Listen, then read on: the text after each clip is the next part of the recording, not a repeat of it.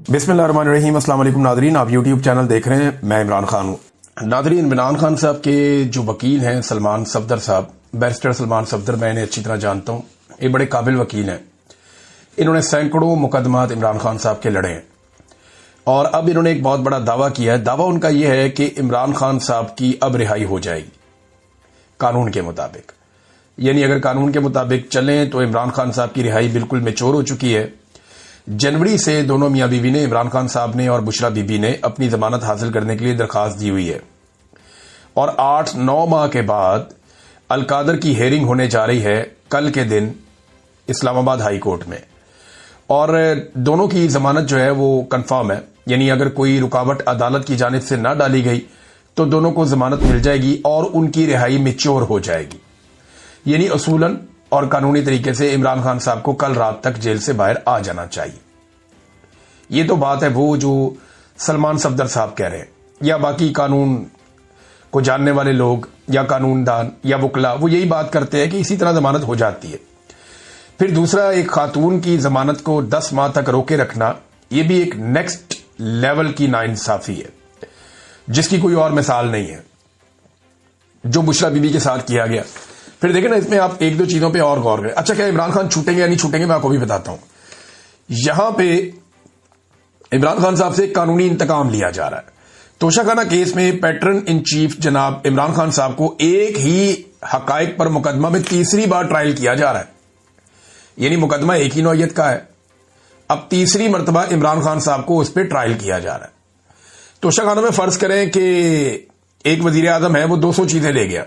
वैसे इतनी चीजें तो नहीं ले जाते, लेकिन 200-300 चीजें भी ले जाते हैं। शरीफ खानदान जितना सामान तोशाखाना से ले गया, अगर हर चीज पे एक एक मुकदमा बनाया जाए तो अगले 200 साल उनके ऊपर मुकदमा जो है वो चलते रहेंगे। ये जो काकड़ साहब आए थे निगरान वजीर आजम, ये जो सामान ले गए, अगर इसी तरह एक एक करके मुकदमा बनाया जाए तो ये भी इनकी बाकी जिंदगी और इनकी नस्लें यही मुकदमे ही लड़ते रहेंगी। इमरान खान साहब पे एक ही मुकदमे को 3 दफा चलाया गया।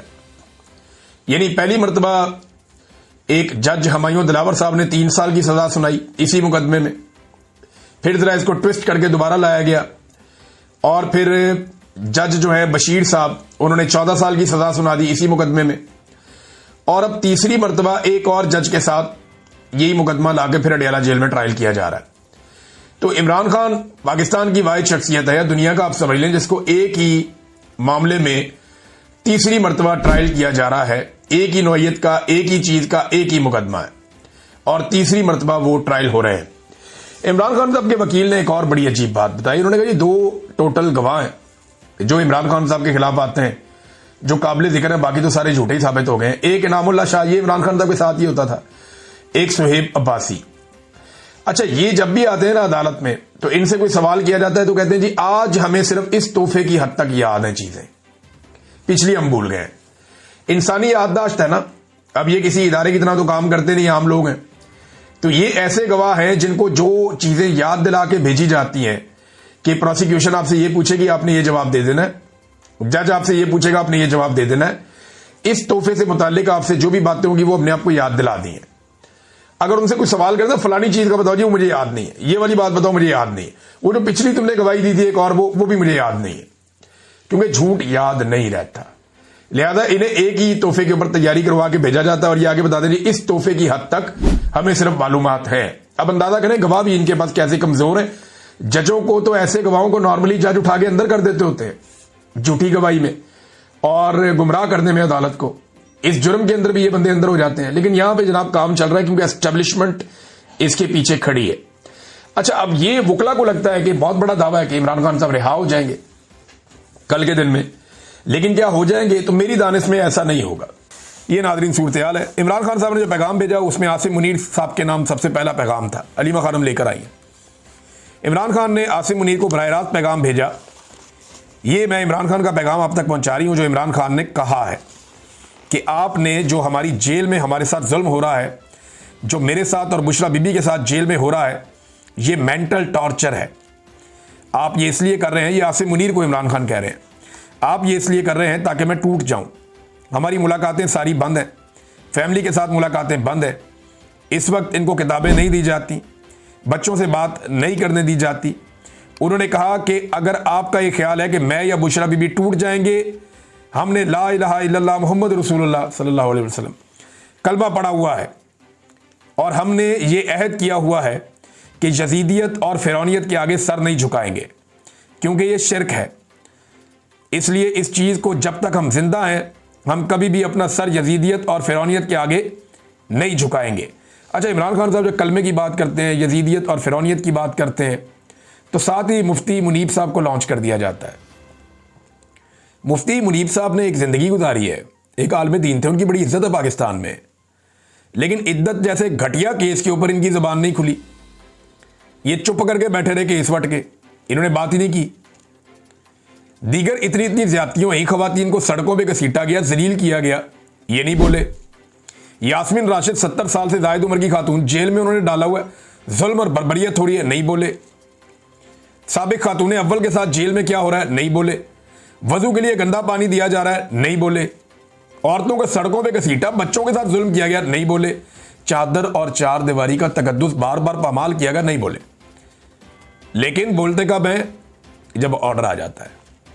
तो सरकारी मौलवी जो है ना और दरबारी मौलवी जो है, ये तो अल्लाह रब्बुल इज़्ज़त पूछेंगे कि तुमने क्या किया।